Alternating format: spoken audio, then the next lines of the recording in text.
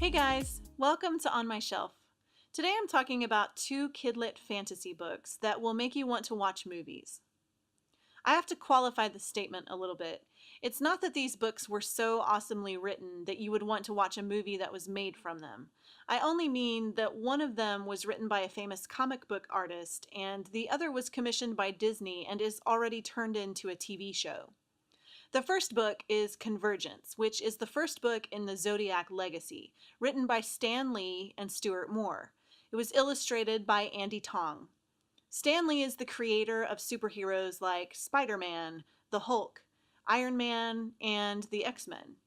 So this book was full of his typical creativity. Convergence centered around the story of a kid, Stephen Lee, who follows some screams in the middle of a tour in China while visiting a museum, which is probably always a bad idea.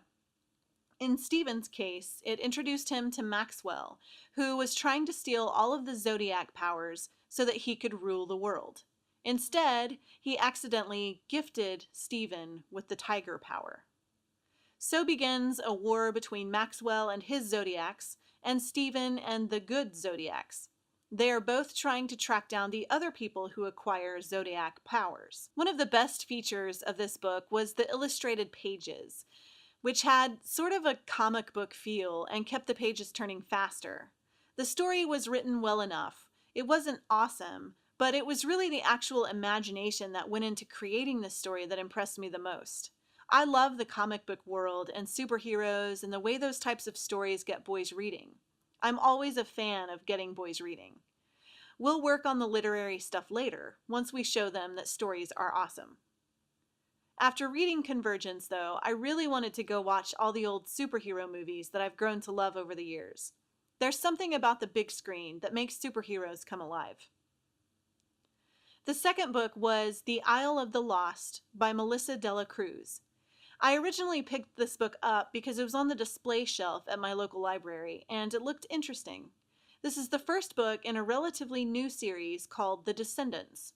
This was the story of the children of popular fairy tale villains. It's like a second-generation fairy tale. It was published and commissioned by Disney, so Cruz was able to use all the names of the villains we've seen in Disney fairy tales over the years. Characters included Maleficent's daughter, Mal, the evil queen's daughter, Evie, Jafar's son, Jay, and Cruella de Vil's son, Carlos. They are all banished from the kingdom of Aradan to the Isle of the Lost, where there is no magic or really anything good. But back in Aradan, there is unrest, and on the Isle, there are hints that magic just might be coming back to the Isle, which means that the villains might have another say-so. While this wasn't a mind-blowing book, what I think kids will enjoy most about it is seeing familiar people in a new way. The villains are all grown up, and now their descendants are taking on the world their parents created for them. That's the part I liked most about it too. There's something special about feeling like you already know the characters, but seeing them in a whole new way. I have not watched the television show, but I think this story too would come alive on the screen. And like Convergence, this book made me want to go rewatch a lot of the old fairy tales that Disney has produced. De la Cruz released the second book in this series, Return to the Isle of the Lost, in May. I hope you enjoyed these book recommendations. Be sure to visit racheltolson.com to see some of my best book recommendations and to get a free book from my own starter library. If you have any books you recently read that you think I'd enjoy, leave them in the comments and I'll add them to my list.